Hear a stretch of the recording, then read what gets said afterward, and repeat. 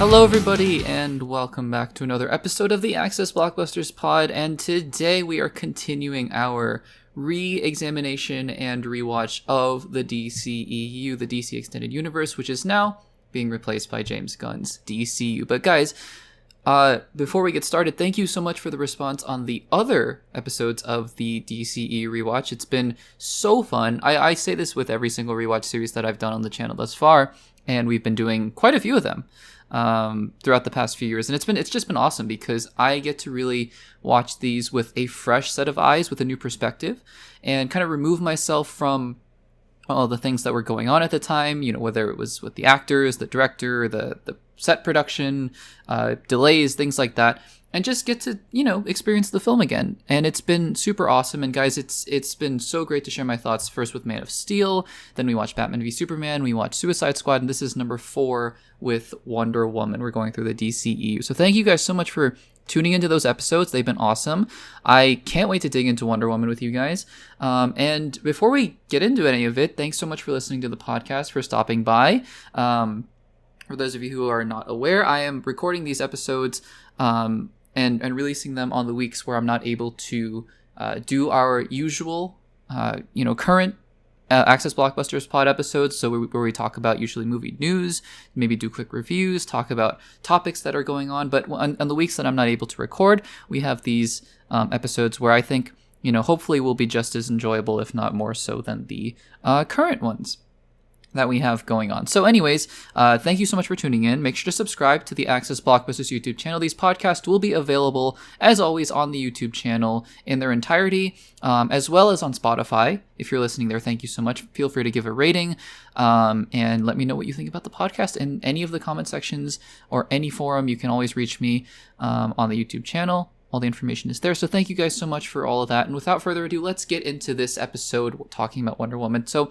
for those of you who are unfamiliar with the format, if this is the first time you are on the channel, just to give you a heads up on what the format of the episode is, we always start out with the first little bit talking about the context of the film. So what was going on in the world regarding this movie, you know, what was the context of the DCEU, of comic book movies in general, of the movie industry, and then we will talk about, you know, very quickly in that first little bit, part 1, about what I was expecting going into my first watch of the movie, and then what I, kind of my experience with the film before rewatching it. Then we'll kind of do a little bit of a play-by-play, where I talk about my thoughts about the film. I always write extensive notes as I watch these movies, and so we'll kind of go through my notes, talk about things that stood out, and just go through the experience of rewatching the film. And then in the final little bit, we'll kind of wrap it all up here, and we'll talk about how my opinion might have changed, or if there were certain things that stood out to me this time that didn't before. So with all of that out of the way, let's get into Wonder Woman, the 2017 film Wonder Woman, the 4th in the DCEU. So as this film was coming out, and obviously at the time, you know, we had Man of Steel that came out in 2013, I believe. And at the time, it was a little bit unclear, you know, are they going to start a DCEU? What, you know, are they going to do the whole extended universe thing? Or is this going to be a standalone? And then, you know, sure enough, as we get into Comic-Con 2014, I believe, or maybe 2015, we get the announcement of Batman v Superman, and we kind of go full throttle into this new DCEU. And from there, they were, you know, I think this is one thing where it's pretty clear they were trying to imitate Marvel's model, where they were trying to basically have all these different projects in production at the same time, while also simultaneously producing team-up films. And it worked really well for the Avengers, obviously, because you had the first 5 MCU films released in the span of, I think, 3 or 4 years, and then you had the Avengers film basically released, you know, shortly thereafter. And so that was the model that DC was trying to emulate, but they were kind of, you know, they were doing it in a different way, which I think was really admirable, where they had, you know, the first team-up movie basically be the second film, and then they kind of had their Risk kind of Guardians of the Galaxy-esque film be their third one, before jumping into Justice League as their 5th film. And Justice League, by the way, having characters in there, the vast majority of the characters in there, in fact, that were not introduced before. So you had the Trinity, Batman, Superman, and Wonder Woman, Superman being dead at the start of Justice League. But then you had 3 other characters, Aquaman, Cyborg, and Flash, who were not in those previous few DCEU films. But we were getting our first look at Wonder Woman. We got our very first look at her in Justice League and in Batman v Superman, excuse me. And for the most part, it seemed like, you know, it was a pretty positive reception, because Zack Snyder had cast Gal Gadot as Wonder Woman, and she hadn't had a ton of previous acting experience outside of maybe the Fast and Furious franchise. So people were kind of curious to see, could she hold her own? And it seemed like from Batman v Superman, and me personally, I thought she did quite a good job in Batman v Superman. It was really cool to see her teaming up with the DC Trinity of Heroes, which was really awesome.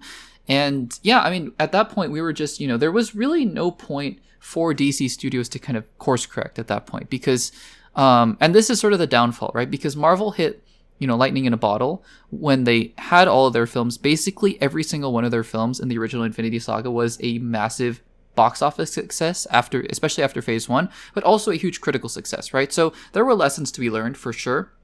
But by having this model where you have all these different films in production at the same time, there really isn't a lot of time to course correct. And Marvel obviously was fortunate in that they had found, quote unquote, the formula to success, right? They knew exactly what they needed to do to kind of hit on all of these cylinders and continue firing in a way that was really, receptive to the audiences. However, when we entered 2017 with Wonder Woman, DC was in a very different situation because their first 3 films, none of them was particularly unanimously loved by critics and by audiences. For example, Man of Steel, which had the highest Rotten Tomatoes score. And I know Rotten Tomatoes is not the be-all, end-all of these films, but just to kind of paint a picture here, the Rotten Tomatoes score of Man of Steel, which is the highest out of the first 3 DCEU films, was only at a 56% or something like that. The next 2 films, Batman v Superman, I believe was in the high 30s or low 30s, maybe like 33% or something like that. And then Suicide Squad was even lower at something like a 27%.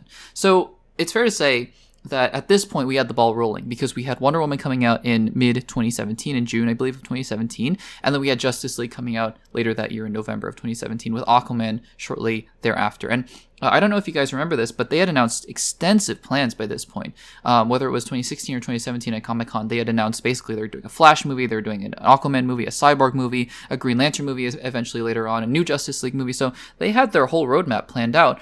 But because the first 3 films were not as successful critically as they had probably hoped, and because by virtue of this shared cinematic universe schedule, they had already gone into production of Wonder Woman, there really, there wasn't a whole lot to do about this, right? Like there wasn't, it's not like they could have looked at the first 3 DCEU films and been like, okay, what are the lessons that we want to learn? Justice League and Wonder Woman were basically already deep into production by the time that Suicide Squad came out.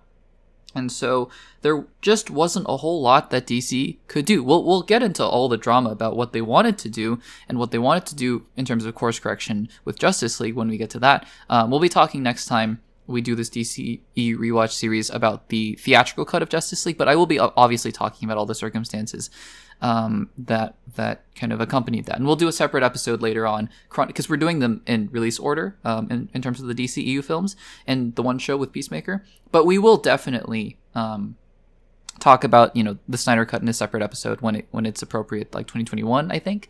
And we'll talk about all those circumstances later. But regardless, whatever was going on, DC was in a situation where they desperately needed to win because Batman v Superman, for all of its brand recognition, Batman and Superman being 2 of the biggest heroes in the comic book movie space, didn't even make $1 billion. And so we were getting to Wonder Woman. We had Patty Jenkins, who is a phenomenal filmmaker, but again, with an actress who was frankly unproven, and a character who had not really had an iconic screen presence other than Linda Carter way back when.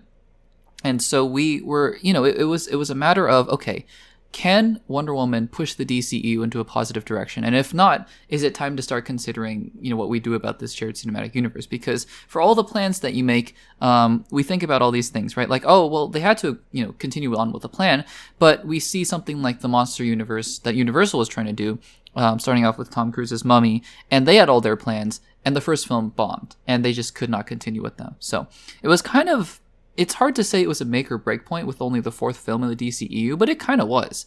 Now, luckily for them, Wonder Woman, the first Wonder Woman film, was not only one of the most financially successful films in the DCEU, it was certainly the most critically acclaimed film of the DCEU at that point, and kind of sadly thereafter as well. As the DCEU stands in its entirety now, Wonder Woman was probably one of the most highly acclaimed films that the DCEU ever produced.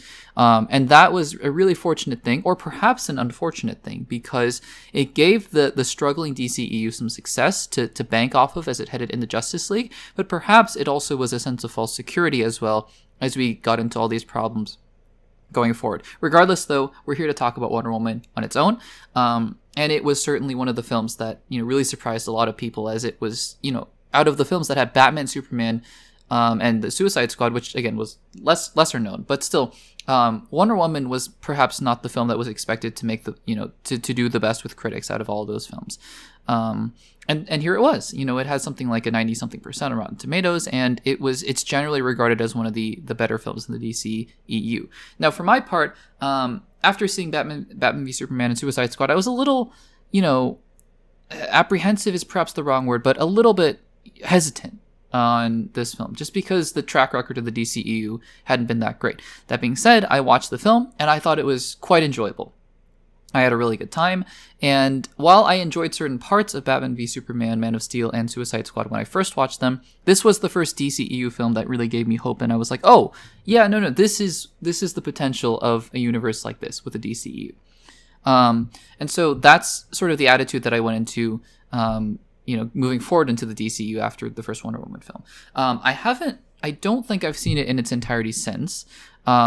And so this is really the true rewatch, right? This is the second time that I've seen the film. And I was very excited because I only had good memories from the DCEU. It's just that I hadn't really had a chance to rewatch the film since it first came out. So those were my thoughts heading into this rewatch. And let's kind of get into my thoughts about the film as a whole, and what I thought about the film in general. So as always, we're going to start from the beginning. And one of the first things that I wrote in my notes that I kind of noticed is that these are long films. It's funny because, Marvel kind of introduced this idea of having, and I guess maybe something like a Lord of the Rings really was the first to introduce, like, let's have all these movies be 2.5 hours long. And the MCU kind of continued that tradition, obviously, Endgame and Infinity War being 2.5 hours and 3 hours, and the newest Spider-Man film. But these DCEU films are pretty long. I mean, like Batman v Superman, the theatrical cut was 2.5 hours long. We know that the Ultimate Edition was 3 hours long. Justice League, the Snyder cut was something like 4 hours long, which I know is not what it was going to be, but having Zack Snyder direct 2 out of the 3 previous films, he has a penchant for kind of wanting to make these big and grandiose films. But even with a film like Wonder Woman, I was kind of surprised because I remember the film feeling kind of quick, and that's not a bad thing at all. It's definitely a good thing in the sense that I remember it being, feeling very, very smooth and fast paced, and yet I saw, oh, this is a 2-hour and 21-minute film, and so I was kind of a little nervous because for all the things that I liked about the previous DCEU films, one of the things that I did notice is that, like those films drag a little bit in certain places. So anyways, it's a small thing. It has nothing to do with the film itself. We'll talk about the pacing as we go along. We get the sort of the beginnings of that opening guitar riff that had become so infamous or so famous, depending on, your thoughts on them. I kind of like it, but I think it's overplayed a little bit in these films. And it's kind of become a little bit meme-ish. But anyways, we get the opening guitar riff, and I thought that it was a little bit appropriate, at least at this point, and I think it's catchy enough. So that's there's that. And then we get into Gal Gadot's Diana Prince as she's narrating the film, and that's another thing that's been consistent throughout these first few DCEU films is that these films do really enjoy their narration. The DCEU films, even this one, started out with Wonder Woman in present day narrating, and it's kind of that classic frame story of Wonder Woman in the present, and then kind of thinking, looking at a picture and being like, oh yeah, I remember those times, and then we get our whole movie, and then we kind of come back to it at the very end. Was it necessary? Not particularly. Like, I don't think, again, not to compare the MCU and the DCU all the time, but just as another example, because Captain America: The First Avenger and this Wonder Woman film match up pretty well in terms of comparison, and just in terms of their framing, at least. And do I think Captain America: The First Avenger could have worked if Steve Rogers was sitting in his apartment, like looking at a photo of Peggy, and then we get the whole film? And do I think that this Wonder Woman film could have worked fine if it was just set in 1917 or whatever? Yeah, for sure. Doesn't ruin the film or anything like that.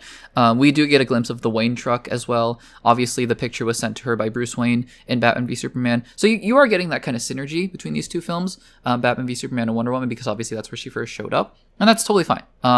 These are just sort of small observations that I was beginning to make as the film, started. I do also think that for a character like Wonder Woman, right, because everybody knows Superman and everybody knows Batman, and while everybody knows, I think, Wonder Woman's name and probably is most familiar with her in terms of Linda Carter and the comic books, I don't think everybody quite knew her origin story by the time that this film came out. I certainly didn't. And so I think that out of all the characters, it is certainly appropriate to do an origin film about Wonder Woman because, again, just people don't really know her that well. And I think that it's quite appropriate to do something like that. So I didn't have a problem with this just being a straight up origin film, basically. And it's not, in fairness, it's not super origin-y. It's not like how Diana became Wonder Woman or anything like that. It's just sort of her first adventures into the quote unquote, I guess I want to say real world. Themyscira is part of the real world. It's just you know what I mean, like part of Earth. It's hard to explain, but anyways, so yeah, I thought that was all super fine, and I thought that was a good direction to go in. By the way, as we get into Themyscira as the film starts, it's very pretty, it's very grandiose. There's a lot of exposition, and there was a lot of exposition in other films as well. Obviously, Suicide Squad being the key culprit with that. The whole entire first 10 minutes of that film was exposition, but I think I was more on board with this kind of exposition. I believe it was from. Is the queen's name Hippolyta? I believe so. I could be wrong about that. But anyways, yeah, I think that the exposition worked a lot better in this film because it was more mythology building, right? So like as compared to the Suicide Squad, not the Suicide Squad, with Suicide Squad, where that film was all exposition that was kind of trying to, I don't know, just introduce the characters in a way that was haphazard. This film was setting up a mythology and was setting up a whole entire separate world. And I was pretty on board with that. There was pretty unsubtle foreshadowing though at the beginning of Ares coming back as the villain, as they kind of talk about Ares, and I think it was young Diana being like, tell me a bedtime story, and then you get the whole Ares thing. And this, I guess this point of the film is probably the slowest that it ever felt. Because again, they're just trying to set everything up at the beginning. You're trying to set up, this God Killer weapon, which I personally, because we'll get to that later at the end of the film where it's like, no, Diana is the God Killer and not this weapon. I didn't think that was particularly interesting, and not super well set up because, again, you kind of have this whole Chekhov's gun principle, right? If you show something at the beginning, it needs to pay off later. I just think that it wasn't super compelling to be paid off, where it was like, oh, I get it, Diana is the God Killer. I was like, at that point in the film, I kind of said to myself, I was saying, oh, that's fine. I mean, that makes sense, whatever. Because you're not really invested in the sword, right? That's not the point of the film. So anyways, there's a lot of setup going on that kind of drags the film and kind of goes from there. But anyways, the other thing is that you're noticing, so you have very young Diana, right? And she's the kind of traditional troublemaker, wants to see the world kind of thing. And you're also setting up these smaller mysteries about where did she actually come from? Like Zeus created her, but that's interesting. But anyways, you have the very young Diana Prince, right? And then you also have, as the kind of rapid origin story continues onward, because it's very fast in that regard, I will say, where she's aging up every kind of couple minutes. And you have Gal Gadot playing this sort of now, I'm assuming it's meant to be sort of a young adult teenage kind of Diana, because by the time you get to the Batman v Superman films and the Justice League films, she's sort of, a contemporary, or sort of meant to be a quote unquote contemporary of Bruce Wayne, in the sense that, I mean, she's, hundreds of years old, I think, by the time we get to Justice League and by the time we get to Batman v Superman. And so she's sort of meant to be a contemporary of those, Batman and Superman kind of characters. But at the beginning, you kind of get this version of Wonder Woman where Gal Gadot is trying to play her as almost a plucky teenager kind of character who's rebellious. And I didn't quite buy that. I buy her as a, fully experienced Wonder Woman where she's able to stand up to Batman and Superman and really hold her own as sort of the linchpin and the leader of the team of Justice League. I don't know if I think Gal Gadot had the range to kind of play the younger teenage version of Diana. It's not a big deal because it's not in the film for that long. But it's just something that I was noticing, because luckily the film then gets going very quickly because she, then discovers Steve Trevor. I almost said Steve Rogers for a second. Steve Trevor. And I was actually a little surprised how quickly that Steve Trevor was introduced in the film, because that's really the forward momentum of this movie, is when Steve comes into Themyscira. Then we kind of get the whole discovery scene of discovering what World War I was and all that kind of stuff. So that was really cool. And honestly, that initial battle sequence on Themyscira as well was super well done, because you have this society of really fearsome, tremendous fighters, right? But they also are coming up against technology, I think, for the first time. And I'm sure that they knew about it, or at least Hippolyta, the queen, knew about it. But it is kind of scary to think, because they're fighting very effectively with their bow and arrows, but they're coming up against things like bullets for the first time. And I think that is kind of a scary, kind of perspective to have as you go through this first fight scene. But the action it's also pretty well done. It's pretty well framed. It's bright, which is something that Suicide Squad tried to be bright in a different way in terms of its color palette. This film it has a different look to it. It feels very kind of it pops, if that makes sense, but it doesn't pop in a way that's flashy and it's using neon colors. It just allows the vibrancy of its settings to be there. Even the settings in World War I that are grayer and darker feel very intentional, if that makes sense. And perhaps, you're kind of reading into it because it's a quote unquote better film than the other ones, and you can kind of chalk it up to being intentional. But I feel like it's very intentional, the way that the color palette is being used. So the action is really good. And then Robin Wright is dead already as the general, which is interesting. For some reason, I didn't remember Robin Wright, who is a, very well regarded and very famous and very talented actress in her own right. I didn't remember her dying this early in the film, which is kind of surprising, because I just kind of thought she was in the movie for the whole time. But anyways, yeah, so the general dies. Supposed to be kind of an emotional, plot point, I guess, but it didn't really come off that way just because we didn't really know the character at all. But anyways, but yeah, and then we get this scene where, the interrogation with Steve Trevor and the lasso of truth scene is actually quite funny and also pretty compelling as well, because it makes sense, right? You're kind of getting this information out of Steve Trevor. And I do think that the impetus of this, having this character who is sort of, she is kind of a god and for all intents and purposes, but seeing the tragedy of humanity, right? Seeing the tragedy of war for the first time, having it be with World War I, obviously with some of the, the biggest tragedies of all time for human history, was very compelling. I thought that taking that angle of war and kind of discovering like, what is war and why do people fight wars and what's the point, and all the asking all these big questions in the frame of a Wonder Woman film was quite good. Actually, we cut to some scenes with Dr. Poison and the mustard gas, which is quite frightening, because obviously these are things that, obviously the comic book part of it was not in there, but the real stuff about developing gases and things like that, very much a part of history as well.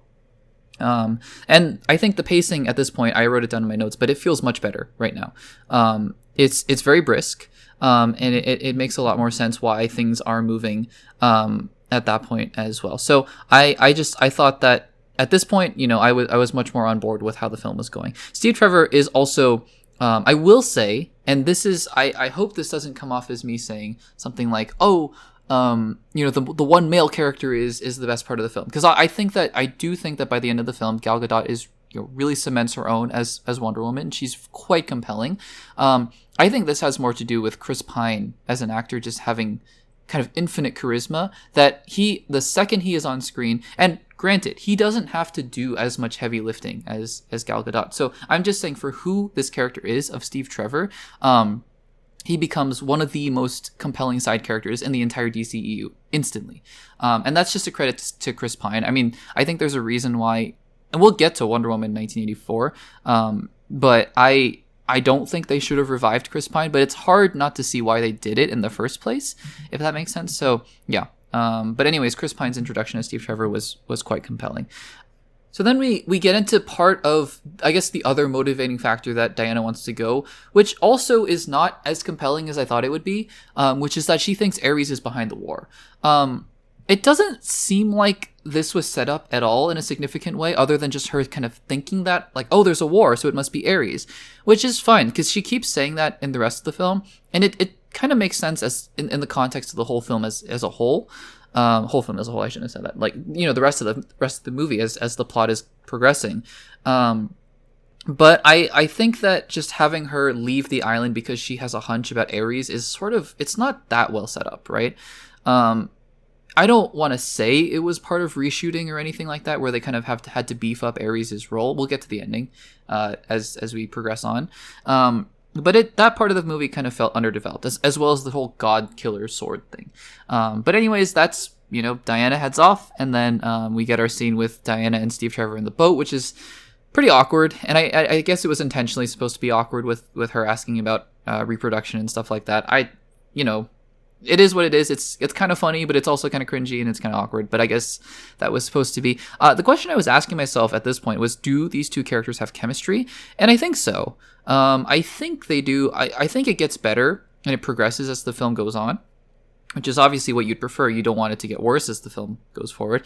But I think part of it is just, I think they were these two actors were appropriately put into their roles, where Gal Gadot is kind of playing the straight woman, right, where she's she's not understanding what Chris Pine is saying, and then Chris Pine is kind of playing the goofy, kind of charismatic figure that's trying to explain things to her. So I think in that regard it works pretty well. It is that classic fish out of water kind of story, right, where you have Gal Gadot's Wonder Woman like not really understanding a lot of the things, the customs that we do on Earth, and that is accentuated a lot more in the London part of the film. A lot of jokes, in fact, most of the jokes are in that part of the film. But yeah, I think that the period piece, setting of the film, speaking of that, is doing quite a lot for the movie, because it's a backdrop to a lot of, like I said, a lot of big questions about war and conflict. And I think that that's a very interesting place to be for a superhero film. So. And I also wanted to say the other thing that's also working well, I think we're about at the third point of the film, and what's also working really well for this movie at that point is the sense of adventure, and the sense that there is forward momentum, and there is a compelling reason that these characters are doing what they're doing. Not to say that there wasn't that in previous films, but it did feel like in Man of Steel, for example. I'll go through the other three. In Man of Steel, it felt like characters were kind of being forced into situations, right? When General Zod comes back, and when Henry Cavill kind of has to don the Superman, like the burden of the responsibility of being Superman in that film. Batman v Superman, there were a lot of contrivances where characters were doing things that just kind of didn't make sense for them. And then Suicide Squad, it just kind of felt, by nature, right, it feels like these characters are being forced into that situation. But Wonder Woman, what I love about this film is that there is a sense of true purpose and adventure. Like, even though I kind of thought the original motivation behind that was a little bit contrived, like, I think Ares is behind it, so let's go kill Ares.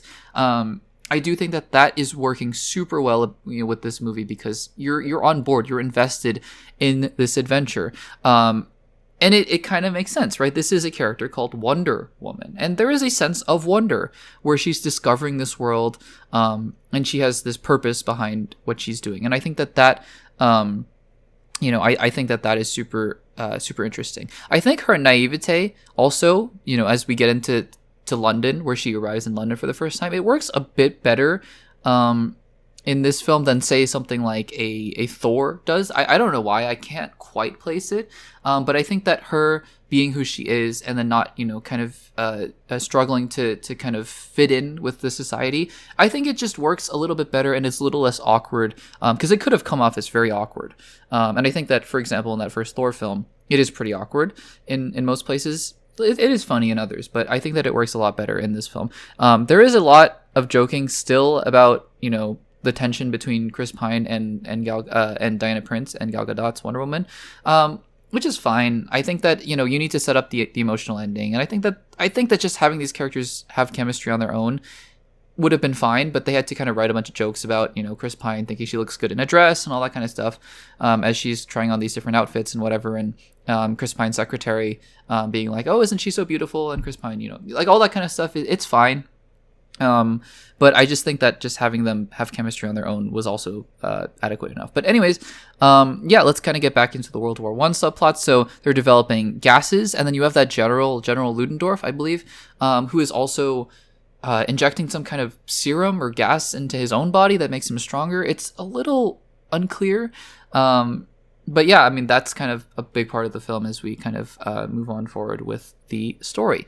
I did think, I mentioned this before, how, London and the trenches in Germany are much grayer and more somber in terms of color palette. But I did think that it is purposeful, like I said, I believe at least, because there are some jokes here where as they're going to the train station, Diana kind of goes, "London's so hideous," and I just thought that was funny. I don't know why, because I think it's just kind of a commentary on the difference between the vividness of Themyscira and then how she has to kind of go into this drab reality of 20th century America, which is kind of funny. Anyways, yeah, a lot more about the fish out of water. I did really enjoy that fight scene though in the alleyway, because it's showing, obviously the prowess of this character who is, yes, unfamiliar with the setting, but is one of the most powerful characters in comics in the DCEU. And I think that's that's really awesome, right? Because you want to actually demonstrate that in a way that doesn't feel like it's obvious, and having that scene in the alley, I think that was really good. We are introduced to David Thewlis's Sir Patrick Morgan, who is obviously revealed to be Ares later. So I was, in this rewatch, I was keeping an eye on this character to see, is it obviously set up? Like how, does it seem like it was always the original intention that this character was Ares? And I suppose so. I suppose you can kind of retrace your steps and see that this guy was always, he never had Diana and Steve Trevor's, good intentions in mind. But yeah, I mean, I think that, he must have known immediately who she was, right? Because she kind of goes and barges into that hearing, I guess, that they're having. And, I think that he's playing that traditional kind of 20th century politician, England politician pretty well. I obviously enjoy his performance. He was, one of my favorite parts of the Harry Potter series, for example. I enjoy everybody's performance, honestly. I think that everyone's doing a great job. But I think it was kind of curious because maybe you wanted to have that juxtaposition between him and sort of what you envision as Ares. But I'm kind of torn. Like on the one hand, it kind of just seems like he was reinvented as the film went on to be more of a sinister character. On the other hand, perhaps that was the intention. You're not supposed to view him at all as someone who could be Ares, and then he actually was. I think that it does, it does. It makes me curious, I should say, to kind of know the backstory of that character and what that turned into by the studio and by Patty Jenkins. The other thing I also think the film does a pretty good job of, actually quite a good job of, is highlighting the inequality that women faced in society at this time. I think it's not, because, again, with any of these kinds of messages, not even messages, just societal commentary that you're making, there are films, and I don't have any off the top of my head, but there are films, and I'm not just talking about women, for example, in early 20th century America, or I guess London in this case. But there are films that can be very preachy about this, but I don't think that this film is preachy at all. I think it's the subject material, it's the nature of the film, it's the setting, it's the characters that really lend themselves to showing how a very powerful woman from a society of powerful women, is confronted with this really terrible inequality that women faced, and really, shining a light on it without having Wonder Woman look at the camera and go, and see, this is why things were bad. Again, it's not just this particular point, but it can be with any point that you can just kind of have it very heavy-handed. And I think that Wonder Woman as a film does a really good job of it. I also really like the lasso. I should have said this, much before as we kind of get along with the film, but it's a good mechanism to show, who's telling the truth and who's not. Obviously, a lot of things could have been avoided if she had used it on Patrick Morgan at the beginning, but how would she have known? Anyways, we get this scene now where she's recruiting the rest of her team, and while I did enjoy these characters as side characters, they weren't super memorable at the end of the day. I don't really remember any of their names. And again, this is not to compare for comparison's sake, but just, it is very similar to the Howling Commandos in the first Captain America. It's hard for me not to believe that there was some inspiration taken from that, but what can you do? I mean, it's almost like this is, I guess, the best version of the first Thor and the first Captain America put together, but regardless of where the film took its inspiration from, it's good. And at this point, I'm very, very firmly enjoying the film as well. So anyways, so you get to the scene now, and I want to talk a little bit more about Ares, because this is another scene that I was talking about, referring to, where it's like, okay, is it really that Sir Patrick Morgan is helping these characters on their journey, or what's his goal here if he really is Ares? Because we have the benefit of hindsight now to know that this character is the villain, and it's a little unclear to me as he kind of offers his help to Steve Trevor. Like, what is the point of this character, and what is his motivation, right? Because by the time we get to the end of the film, he just kind of shows up and then tries to kill Diana. So I'm a little curious, and if you guys have any theories or thoughts in the comments, please let me know, because I am a little bit curious to kind of figure out, like, why is Ares helping them in this capacity. But yeah, anyways, we get into the trenches now. They're heading towards Europe, and I think the scenes on, I believe it's on a bridge where Diana sees the casualties of war, were quite well done, because again, what you want out of this film is, sure, you want your traditional action and whatever, superhero being superhero, superheroing and whatever. But also, like I said, this film can deal with the deeper issues of war and of conflict and what happens when humans, bring out the worst in themselves. And I think that Diana seeing these people who are so affected negatively by the war is probably my favorite, or one of my favorite scenes in the entire film. We then cut back to the Germans, and I guess it's pretty clear that they're setting up General Ludendorff to be Ares, which I think would have been fine, honestly. It would have been, sure, a bit generic. I have my own ideas of how I would have wanted the film to end at the end of the movie. I actually think it would have been better, jumping ahead a little bit, to not even have Ares in the film. But again, it's kind of the red herring, I suppose, that General Ludendorff is Ares, and I think that's whatever. I think it's fine. We also get a quick scene around the campfire to kind of develop these characters. I think one of them has trauma, and then one of them, can't really fire the gun anymore. I think that is good. I think pretty necessary to develop these characters and not make them just completely one note.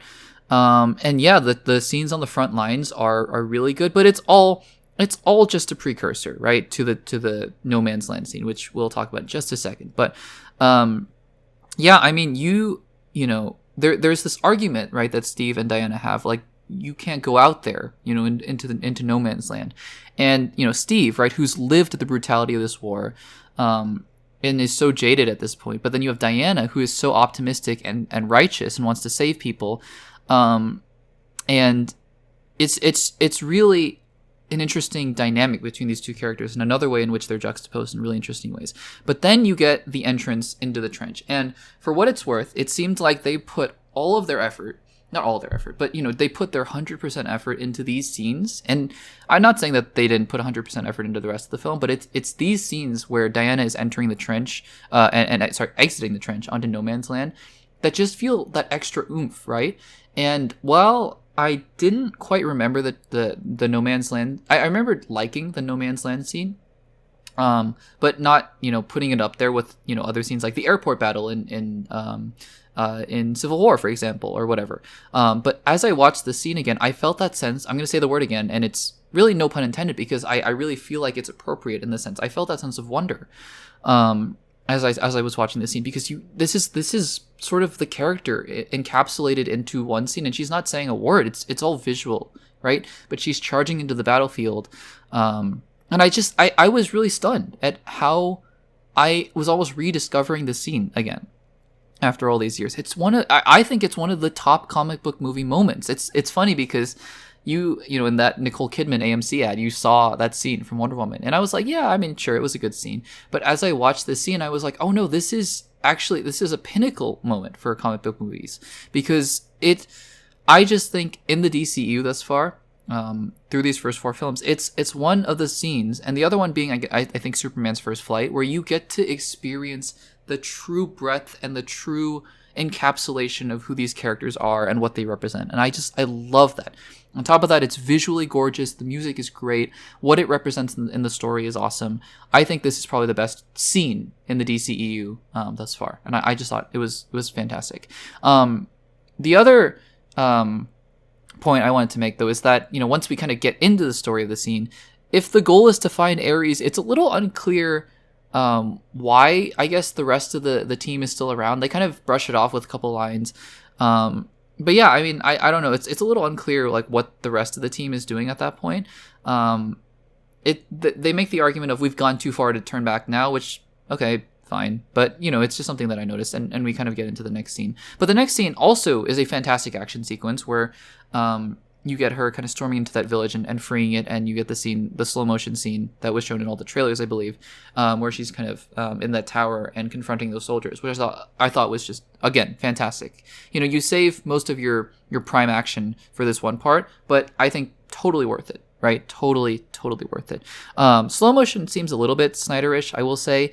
It stood out a little bit, but I think in the context of the scene as a whole, really cool. Slow motion isn't always my favorite, but I do think that, in the context of having a lot of this action be wide, continuous shots and not shaky cam, not handheld camera action, and not cutting away too often, because what this film does really well as well with the action is not having a lot of cuts, right, when you're doing the action. I think that works super well. The shot composition and the color, I want to praise it again, because even though it's dark, it doesn't feel bland, right? It feels very real. And the color palettes feel crisp. It's such a good film. It's such a good film to just look at, if that makes sense. I really appreciated that. We also get the scene where they recreate the photo, which I think is cute. If the film was bad, I would have thought at this point, oh my goodness, like, of course you're doing that scene. But as, because I'm enjoying the film so much, I thought, oh, it's really nice. It's a nice little touch. And then you get the scene where Wonder Woman is like, oh, I think Ludendorff is Ares. I'm sure of it. And then at this point I was like, okay, so yeah, this is either at this point they pivoted so hard that they were like, this is, such a red herring that it's so obvious now that Thulis is Ares, or this was really the plan at the beginning. I'm not sure, but yeah, I mean, like, you can kind of read into it either way, but it's sort of telegraphing, what the ending is going to be.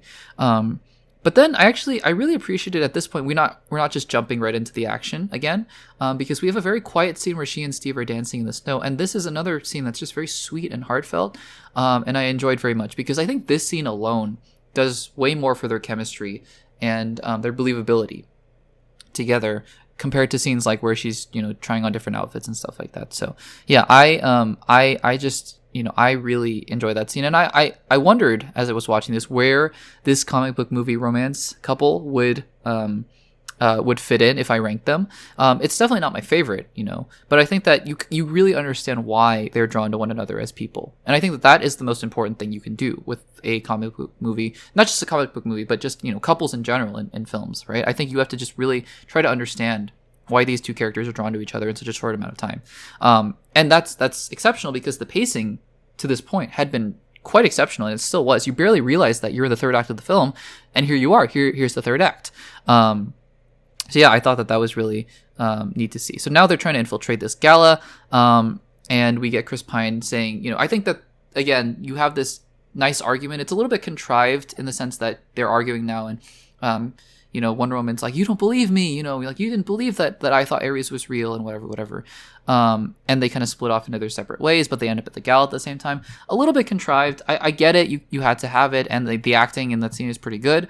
But yeah, Chris Pine goes into the gala to infiltrate, and he talks to Dr. Poison, who, again, I get that at the beginning you have that flashback scene where he steals the notebook, and she doesn't really see his face. At the same time, though, it's kind of ridiculous at that point to have him, standing right in front of her, and her not even being a little bit suspicious.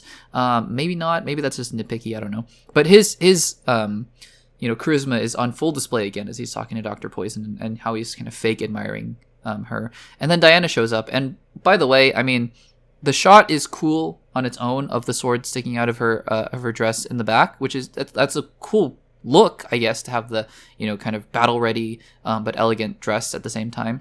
But it's ridiculous because, I mean, like, who wouldn't look at that and be like, oh, that is a security risk. So yeah, anyways, I don't know. I did enjoy the different setting, at least. I think that was something that was fun to have a little bit of a gala scene here. But yeah, the sword in the back, it's kind of crazy.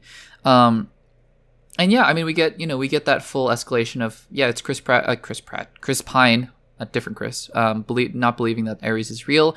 And I think this is sort of the crux of why, like, this is the point where I'm like, I don't quite understand how and why Diana's turn against Steve was so sudden. I suppose, she's only there to get to Ares. It makes sense. But I thought that they cared about each other a little bit more. That's part of the film that felt a little bit contrived as well. But anyways, yeah, we get a shot of Ludendorff taking the serum again.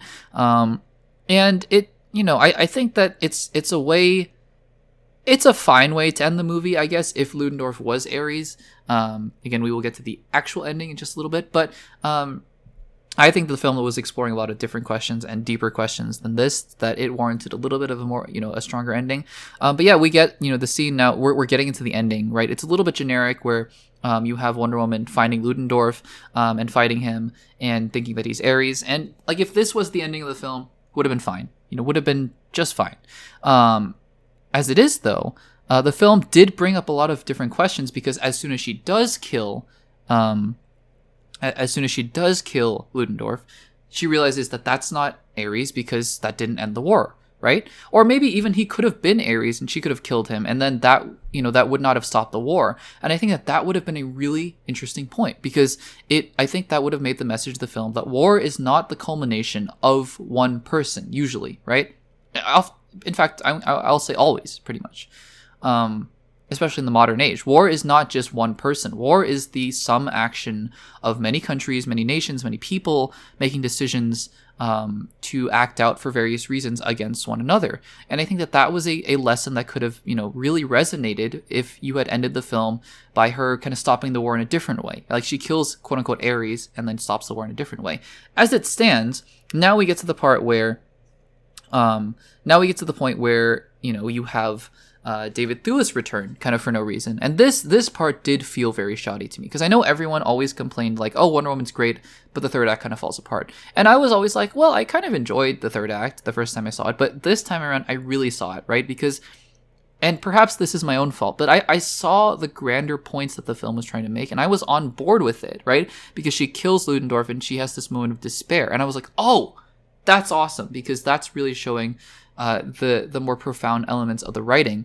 And then Ares shows up again, and not again, the real Ares shows up, and I don't know, it felt really anticlimactic, because it just kind of was like, oh, but by the way, this guy that we'd been following for a while is actually the villain. And some of the dialogue here is really, really bad. So it really does lend to that narrative that, yeah, maybe all of this was kind of reshot in an effort because Warner Brothers was like, we need a bigger action scene at the end. And I was like, okay, it could have been a much better ending is all I'm gonna say. It feels really tacked on. And there's a line where he's like, you would join me, and with our powers combined, whatever. And I was like, oh dear, like, that's really poor writing. They wanted the fight to probably be bigger at the end, whatever. It really should have been, as Steve Trevor is making that final sacrifice, it should have been that the gas was the main point of the ending, like trying to find a way to not have the gas kill basically everybody. Instead of being the sort of side plot, where Steve Trevor dies, it should have been sort of the main plot. But the silent goodbye scene, I will say, is really nice. It's really emotional, it's impactful, and the fact that you get to hear what they say to each other later on in the scene, I really enjoyed that. I thought that was a true satisfying way to kind of end their storylines. And I think that Ares looks fine, except we never see his face, because it's just all David Thewlis yelling his lines into a recording booth. And it's a CGI model. He looks fine, I guess, but yeah, I don't know. It feels like, and perhaps this is me not giving enough credit to either Patty Jenkins or Zack Snyder when I say this, but it feels like Zack Snyder directed the last 15 minutes of the film kind of randomly, and I can't place my finger on it. But yeah, I mean, anyways, we'll get to the actual part of the climax here, where I think is more important, which is Steve Trevor sacrificing himself, which again does feel very Captain America the First Avenger. It's another one of those moments where it's like, you can't really unsee that film when you're watching this one. But still, it is something that is worth pointing out, I think. The dialogue here after Steve Trevor sacrifices himself, and then you get this final battle between Ares and Diana. And the dialogue here, again, is quite terrible. She goes, I believe in love. And then he goes, I will destroy you, is, I don't know, Star Wars prequel level writing. But anyways, it wraps up. Steve's sacrifice scene I thought was great. That was the best part of the film. It kind of feels like it was the original intention of the ending. But anyways, it is, this whole Ares being David Thewlis really doesn't take away from how great I thought the film was, because the film ends, it wraps up with this sort of present day. Didn't love the final line, or one of the final lines of the film, where she says only love can truly save the world. I think we get it. You didn't need to say that. But yeah, it does make me wonder also, because we did get Wonder Woman 1984. It makes me wonder, though, where she was during World War II. Was she also fighting in World War II? Because, you get this huge celebration, right? The war is over. And in my head, I was like, well, little do they know what's going to happen in just a couple decades. And Diana obviously was around for that. So it's one of those things where it's like when a character goes into hiding for such a long time, but it was revealed that they did interfere in a good way with certain events. It's like, where were you, for other certain conflicts? But perhaps she was there, and perhaps it's just sort of a moot point. Anyways, as the film ended, I sat back in my chair and I went, this is a really good film. And I thoroughly enjoyed, except for the ending, the very ending, I should say, and except for the very beginning, which I thought was a little bit slow. The rest of the film moved at a very, very exceptional pace. I thought it was great. I thought the characters were done really well. The performances were quite good. Like I mentioned at the beginning, I think Gal Gadot really held her own and brought forth some emotion that I thought was quite good. And at the end of the day, this was, in my eyes, a really good step forward for the DCEU. And I have to applaud them for that, because I frankly just didn't think that it was, something that could come out of this Wonder Woman film. Because I thought that by the trailers, this was just going to sort of be a paint by numbers origin story film for Wonder Woman. And I was really pleasantly surprised to find out that it was something different. It was something more. And I really appreciated that from the film, because it brought forward, characteristics of Wonder Woman that I think we got to see in future DCEU films. But it really brought this character and elevated her to that level. And so, yeah, I mean, kind of transitioning to the third part, I thought that the film did a lot of great things for this character. And I really enjoyed this film, I think, a lot more so than I did the first time, because I think that I appreciated scenes like the trench scene a lot more. I saw a lot more depth from the character of Diana than I did the first time.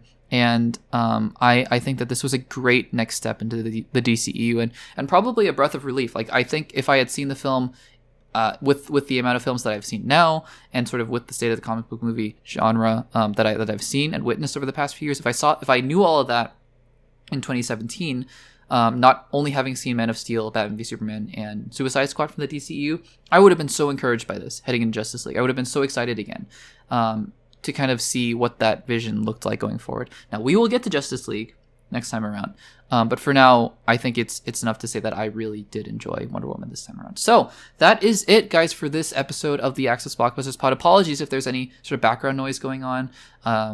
Sort of trying to record in a situation that's perhaps not as ideal as I usually do, but hopefully it'll get back to normal soon. But if you enjoyed this episode, please make sure to subscribe. Stay tuned on the channel for either podcast episodes about current events in the movie space with reviews, things that are going on, or another episode of this DCEU Rewatch series where we will be talking about the theatrical cut of Justice League. That will surely not be a topic of conversation, shall we say, on this channel. Surely not. Surely everyone loves that movie, or surely everyone hated that movie, or surely there's no divisiveness. Anyways, we will get to all of that in the next DCEU Rewatch episode podcast. But for now, thank you guys so much for listening to the podcast episode. Make sure to subscribe, rate the podcast on Spotify, and I will see you guys in the next one.